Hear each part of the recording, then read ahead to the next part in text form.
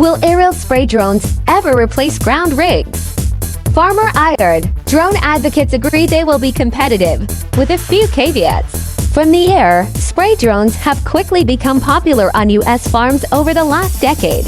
Drone advocates think this trend will only increase as technology becomes more advanced. Adjustment to Getty Images. Over the last decade, drone spray technology has progressed so much and so fast that it begs the question, will drones ever replace ground sprayers? The answer isn't black and white. Well, there's a consensus among aerial drone advocates that, yes, they will change the way farmers manage crops. The verdict is still out about what that change will look like. Devin Knoll, owner of Minnesota-based spray drone supplier Tenacity Ag, doubts they'll ever fully replace ground sprayers for one specific reason. Drones are considered aerial application. There's a multitude of chemicals that don't have a label for aerial application and probably never will, he says. If the chemical says, apply from the ground only, it's illegal to fly it in a drone. I don't see that changing. Those crop protection chemicals Knoll is referring to need to be mixed with large amounts of water, up to 50 or 100 gallons per acre. Conversely, products applied from the air must be highly concentrated, with the most common application rates between 2 to 3 gallons per acre. The largest drones on the marketplace today only have around a 13.5-gallon capacity compared to around 2,000 gallons for the largest ground sprayers, limiting their practicality, at least for the time being. Chemical concentration. Would things change if chemicals could be concentrated? Arthur Erickson, CEO of Hylio Drones, thinks so. Erickson says chemists are actively working to reduce the droplet size of chemical products so they can be applied in concentrated form. Generally, you can get away with less volume, using less carrier, if you have finer droplets. What the industry is now developing with drones is methods of making these droplets smaller and smaller, Erickson says. Even though you have less water, you get better absorption into the plant.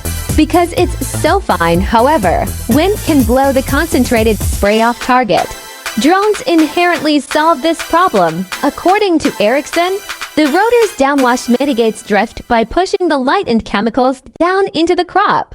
Intuitively, just watching it, you can see that the canopy is pushed out of the way, Erickson says. The drones aren't compacting the soil, so you're not losing yield. And you're able to penetrate deeper into the canopy. Pricing out option, drones are so cheap relative to farm equipment, $40,000 to $50,000 for a drone or less. Very quickly, a farmer with a few thousand acres can justify that, Knoll says.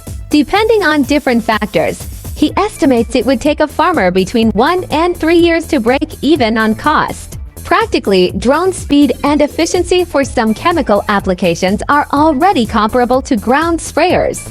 Using a large drone, Knoll says a producer managing 2,000 acres of corn can expect to cover 300 to 500 acres per day, reasonably completing the work in a week or two.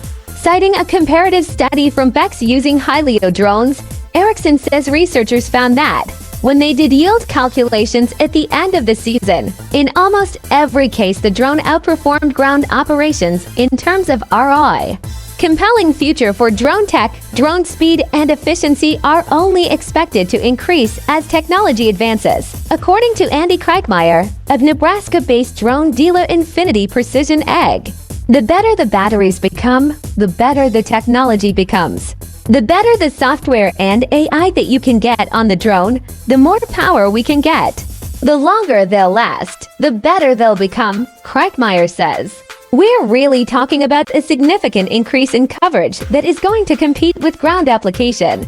And while production models available today are relatively small, Erickson says larger drones are imminent. We're coming out with a drone that will be in the 30 to 35 gallon size range within 2 years.